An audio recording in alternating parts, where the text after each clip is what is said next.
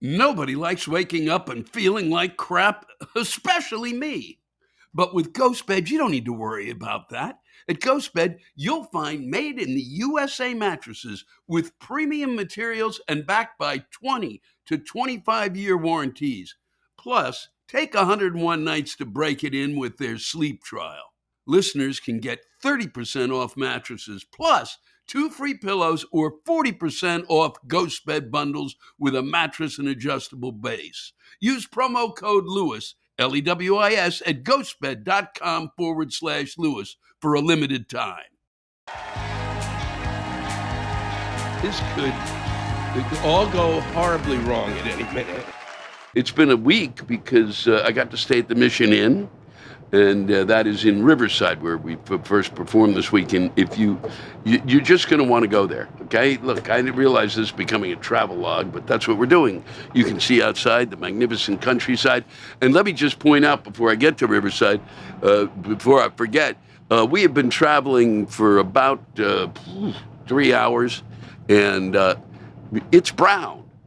The whole fucking state that we're driving, the part of the state that we're driving, it is fucking brown. Not anything else but brown. There's some green in these trees, that you can see, but basically the rest of it, browner than brown. Like, hey, a brush fire could occur at any fucking second. I don't know what you do about this. I don't know how people live like this, but it is really, and then meanwhile, back east, where normally I would be at this time of year, and it's kind of a lucky break because it's rainy, windy, shitty, but the leaves are changing color, and it's kind of a nice time to see those leaves change color. Here, you will see no leaves. You will see green and brown, okay? That is what you get to see. And then some ramshackle things that they've got set up that I don't quite understand. And but Riverside, they have the Mission Inn is there, and it is, for my money, I'm just going to tell you, one of the most beautiful, at least by far the top 5 hotels in terms of beauty and historical significance I've ever been in. It is spectacular. You can walk around the hotel, just within the hotel, for hours. There is an incredible amount of art in there. There's an incredible amount of history in there, and there are 2 parrots. And I went out yesterday, and the big news for my week is the thing that kind of turned everything around. It was much more of a distraction of baseball playoffs. Okay, how many you have a whole fucking season, and then you let, 90 teams, except for mine, get into the playoffs, huh? And it's great in terms of a distraction and all of that, but that's a lot of fucking playoffs, okay? You don't play the whole fucking season that you're playing. If you want more playoffs, then just, yank a few of those games out, all right? Stop watching this year because they won't show my team on TV. But so the high point was not baseball. The high point is that these 2 parrots that have been there since the early 1900s, I believe, not these 2. But initially there were 2 parrots, and they were part of the place, and this giant cage they're in, and it's their macaws, and they're absolutely spectacular. A lot of color. The female is this red and yellow. The male is a striking blue. A blue that I'd like to find in a suit someday, actually, because blue is my color, I think. And maybe I should dress up as a parrot, and maybe as a macaw. But what I saw, that it was unbelievable to witness. These two birds, now named as the others were, Napoleon and Josephine, don't even remember. I read why, and I'm not going to go into it, and I don't remember it because I don't fucking remember. But these two birds. People have asked, I know this from time immemorial, one of the great mysteries of life, at least for me, and I think for many, is how do parrots fuck? Huh? How do they do it? You look at a parrot, you go, look at that son of a bitch. How are the 2 of them going to get together? I had a parakeet. I don't know, I didn't get it a female parakeet. It was senile. It wouldn't have known what to do anyway. I'm serious. It was senile. It was where I learned about dementia was from a parakeet. That fucker was nuts. That he squawked all the time, bitter little fuck, and apparently wasn't ready to die at all, and so certainly wouldn't have been. But you'd watch this thing, you go, well, how would this fuck something? And these are big. These are big, fucking that big. Okay, big fuckers. And I saw them fucking. I was stunned. I didn't know they were fucking at the time. Initially, I didn't know. Because you're looking at me thinking, well, what are they doing? Because one of them, the male, is this way, head down on the roost thing there, and the female this way, head down, okay? And they're backed up against each other like this. So I thought it was some sort of a thing, I thought they were relaxing. What do I know about fucking maybe doing yoga, macaw yoga, but that's what I thought. But they were squished together and not making a lot of sounds, not a lot of movement. She had a little jerky thing that happened, and that was the first tip-off. She kind of got startled and made a little squawk, and I thought, well, what the fuck is happening? Nobody around. This place is usually packed with fucking people, too. Packed with people. So I was kind of happy to just have the two of them to myself, but Jesus Christ, I am taking a time out of my day to watch them, and I'm watching them to see what's going on. To see, now I'm going, they're fucking. They're fucking. These parrots are fucking. It's unbelievable that they could be fucking. And nobody's around to kind of like, kind of maybe also help me take some pictures, because I wanted to take some pictures just to kind of send it on. If anything's going to go viral that I've ever seen, it's parrots fucking, okay? Why? Because it's a big question that a lot of people have. How the fuck, if you literally just put, I believe, online, and I'm sure somebody already has, how do parrots fuck? And I showed this video that I thought I could have shown. I think people would watch it. But I'm sure that many of you will respond with your, this is, the videos and the viral videos that you've seen of the parrot fucking phenomenon, but nobody was there. No one was there to confirm that this truly was parrots fucking. So, but I realized toward the end that it was. That's what they were doing, and I realized it because that's the sound of a motorcycle, two of them, and they're. I knew it because the female parrot, Josephine, started to make some noises that were similar to what I believe were sexual noises. I don't know the sexual noises of a parrot, but it wasn't like conversational, if you get what I mean, okay? Something like that. And then they kind of got really, there was a moment of real excitement, and then they split apart. And then he tried to get near again, and she was like, fuck you, I'm done, all right? Unusual, no cuddling.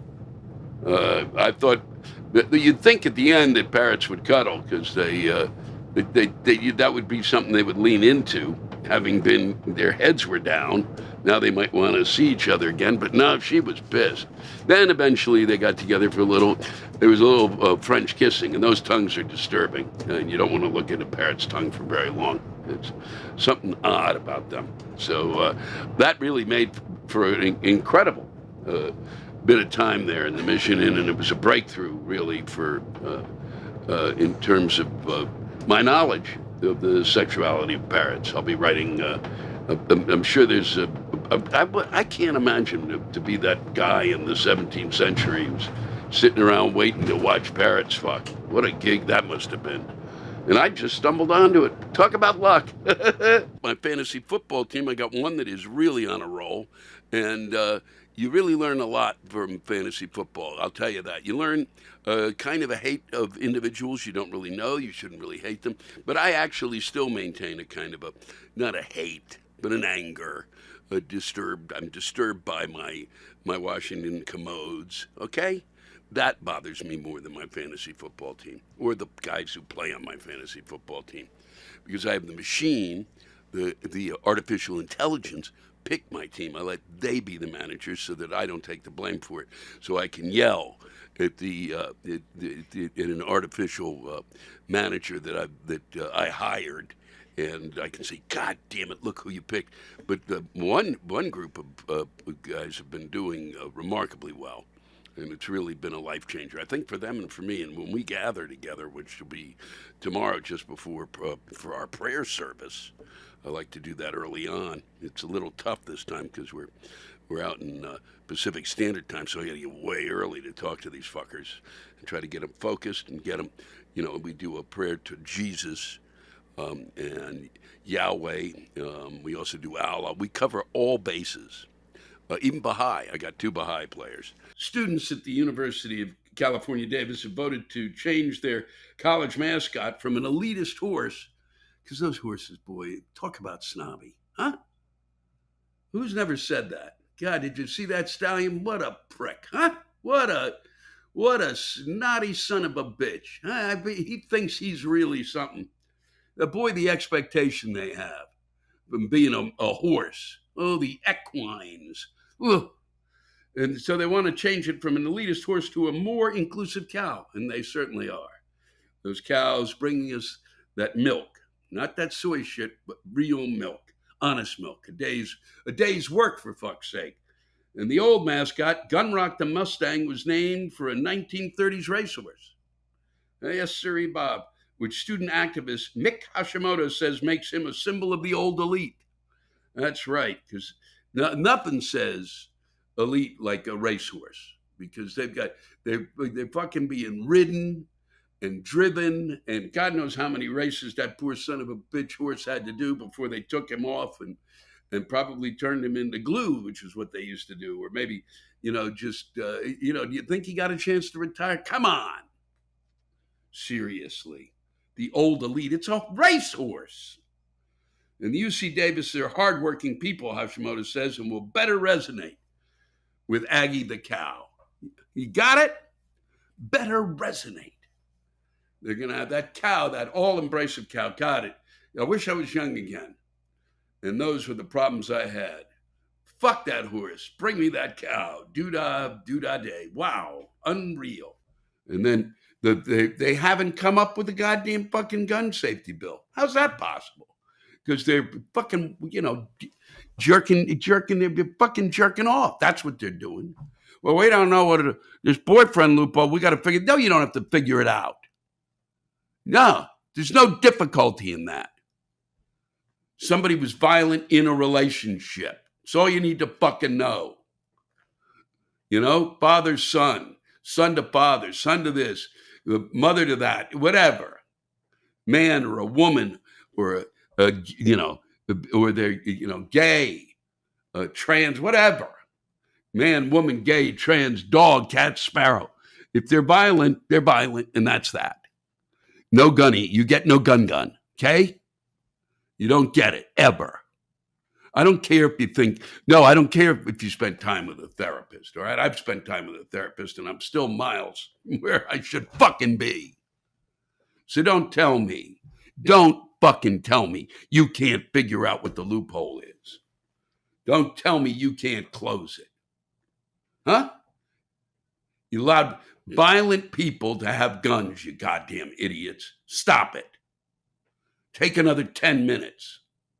Stop trying to work around it. It's ludicrous. Because there was another fucking mass shooting up in Harlem last night, okay? And this morning, on Monday. On here, it's fucking unbelievable. And then there's something else they can't figure out. They just figure it the fuck out. Okay? So soon we'll see just how pathetic this fucking gun safety bill is, this whatever they put into place, because it'll be sad. Yeah, but it's a step in the right direction. No, most of us want it to be done. Get it done. All right? What are you not getting it done for?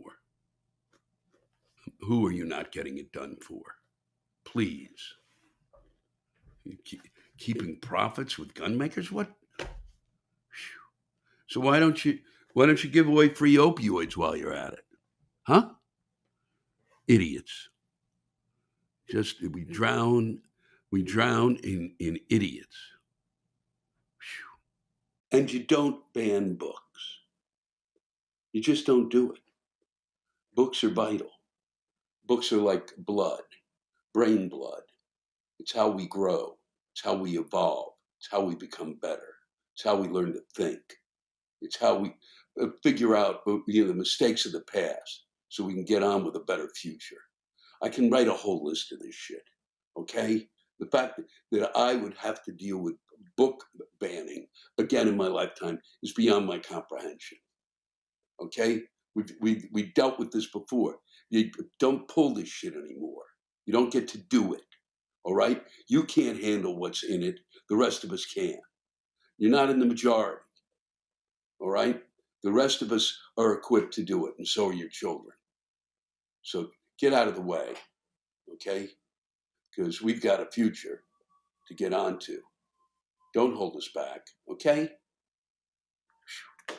And I could bring up the Nazis and book banning and burning, but I haven't got the time. That's the sound of my ambulance. I don't know if you can hear it in the background, coming to take me away. Look, there's a lot of stuff that I hate in this world. It's why you listen to this podcast, right?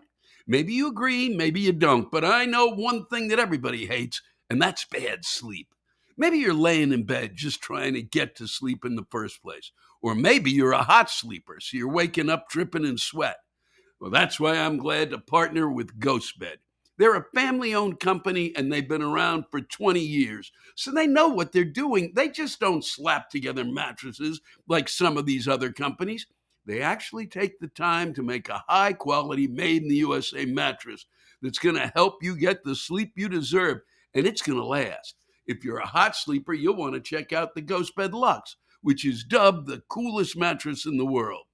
Try out your mattress for 101 nights with their sleep trial. Shipping is free, and most orders ship within 24 hours of checking out. Listeners can get 30% off mattresses, plus 2 free pillows, or get 40% off when you bundle a mattress with their adjustable base. Use promo code Lewis, Lewis, at ghostbed.com/Lewis for a limited time. We're coming to you live from San Francisco at the Regency Ballroom. If you've never been to San Francisco, you're an idiot. And until tonight, I didn't know just how sensitive they are as a group. I always knew they had an empathy factor, but I said a few things tonight, and I was shocked that they weren't able to handle it, and I'll deal with that on my own later. I will tell you that one of the great joys of my life was that I had a play produced here when I was a playwright for a long time, and I thought, and you guys tricked me into thinking because it was produced at the Magic Theater, and that was Sam Shepard's theater, and he was a hero of mine, and I thought, fuck, this is unbelievable. And then they produced the play, and it was. There were some problems, and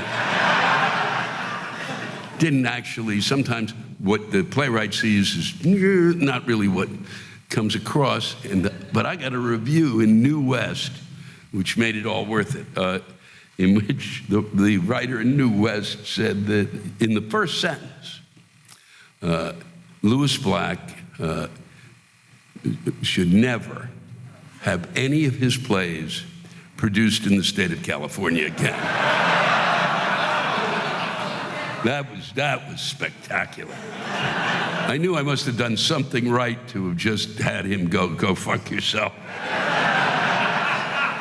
So I've got a ton of stuff to read to you, and there's some, and once again, let me just say, the thing that is intriguing about doing this in a variety of cities is some cities are really just bitter to the point of spectacular. And then there's a city like San Francisco where much of what I'll be reading seems thoughtful and reasonable.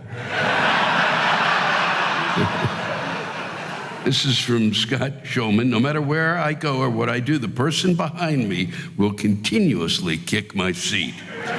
My partner didn't believe me until she began to share in the joy. The point is where I can't ask them to stop for fear of becoming homicidal. My partner has to ask them to stop. Scott, well, I hope you didn't, well, fuck it, you know. At least, at certain nights, they keep you awake. Will Fernando, these are back-to-back, this is special. Will Fernando, I'm 26 years old, and I thought I came to see Louis Black, but it looks like I'm at a fucking open enrollment Medicare seminar.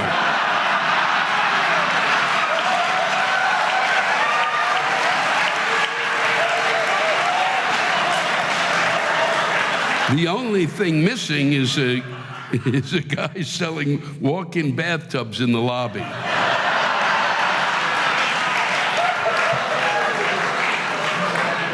Thank you. Thanks, Will. And I'm sure the audience thanks you as well. That's the difference, Will. My audience, the older members of the audience, showed up. You're the only younger one who had the courage to be here. The rest of your generation went, ooh, it's really scary over there. I'm not going to go. But the older ones said, fuck you, I'm coming out.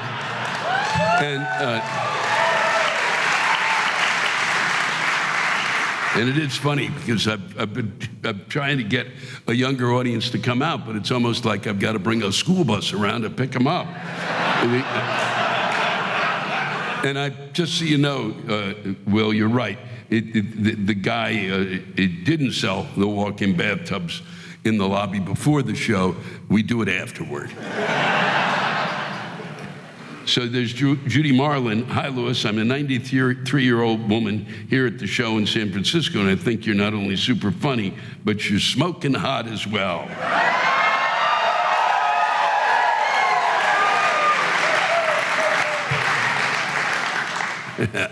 That's my audience. Even at my age, I don't feel old, but I don't understand why people think I'm an old bag. Anyway, I'm happy to be at the show. Thanks. Thank you, Judy.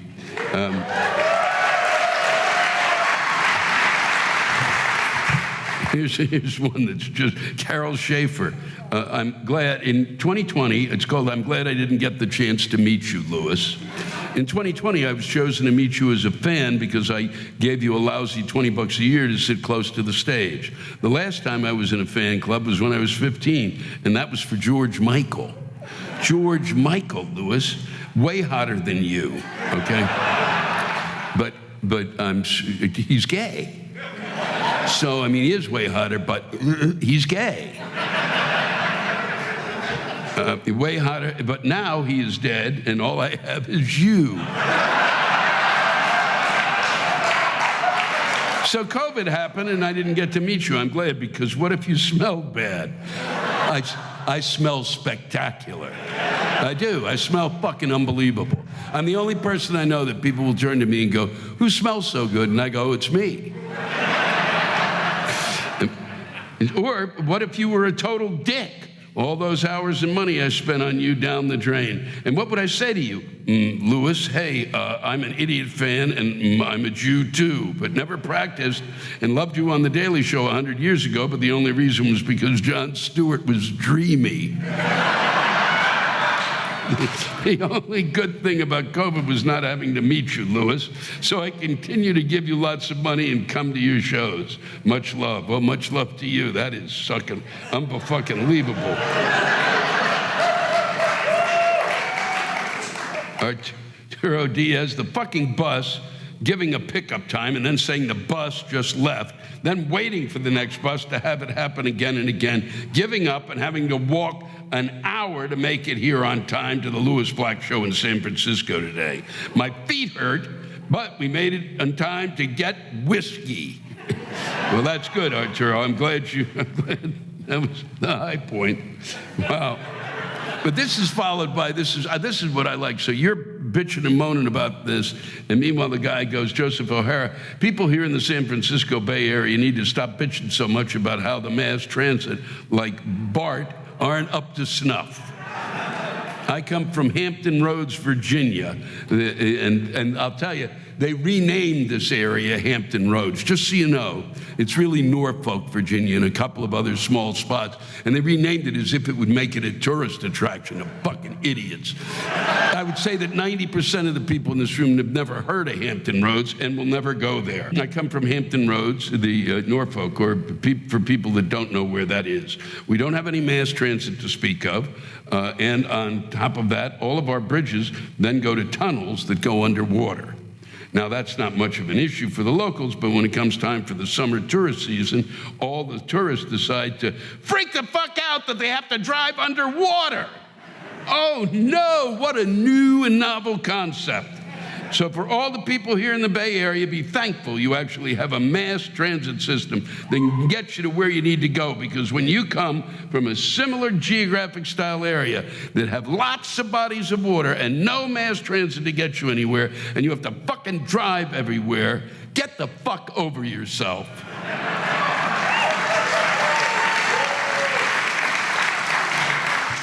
An important announcement from the Velvet Bandit, PSA. When going out with a group for dinner, don't be an asshole and say it's an even split between everyone when one motherfucker had 6 cocktails and you only had a salad and an iced tea, and now you're expected to pay $60 when it should only be $20. You fucking stupid fucks. Quit doing that shit.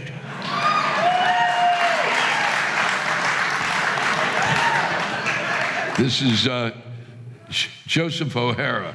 I spent most of my professional career working on large square rig sailing vessels. Let's get one thing straight. I am not a fucking pirate. Goddamn Disney and all of their bullshit made too many goddamn adults want to go, oh, you're a fucking pirate. I can forgive kids because they're living in the imaginary world as it is, because let's face it, kids suck on a lot of occasions, but when they see something that they don't see every day, okay, fine, they're all right. But for adults asking if I'm a pirate when they come to my job, they can just go fuck themselves right in their own ass. I do have to say, though, every now and then it is kind of funny when I used to have to wear costume pieces and people would ask if I was a pirate, and I would just reply, give me your wallet, you son of a bitch. What do you expect when most people these days get their information from movies and not from the classroom? You kind of made a leap there that I'm not sure I followed. But thank you for that, Joseph. I wish you'd worn your pirate outfit here and come with a parrot. God damn it, and a peg leg. God damn, that would have been great. That would have been a great closer. And here he is, our pirate. This is from Terry Pastica. He's not here. I wanted to be at your show, but couldn't make it, and so I want to read this. It's, and I think you'll understand this. I want to thank you all for what you wrote, for coming out this evening, and for being a terrific audience.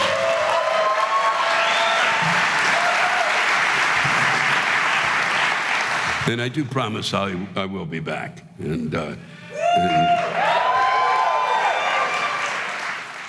California is an absolutely beautiful place with an incredible dedication to preserving open space.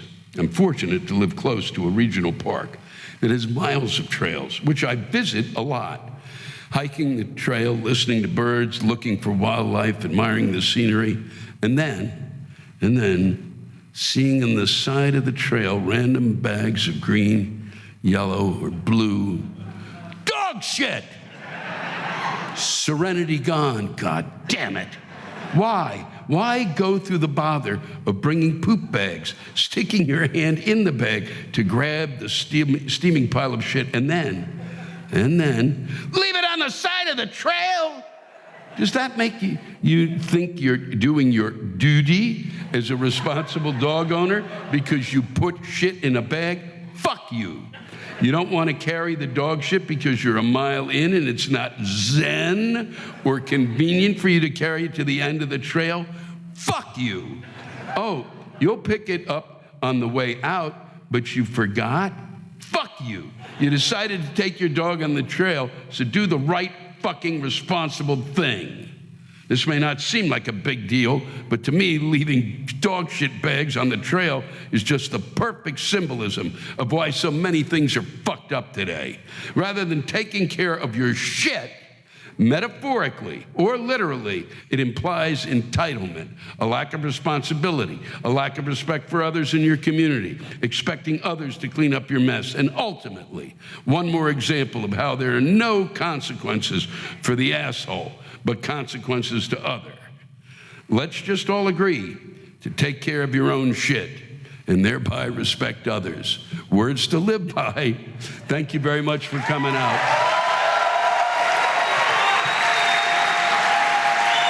Next week, we'll be in Palm Desert, San Diego, and Los Angeles. Get your rants in.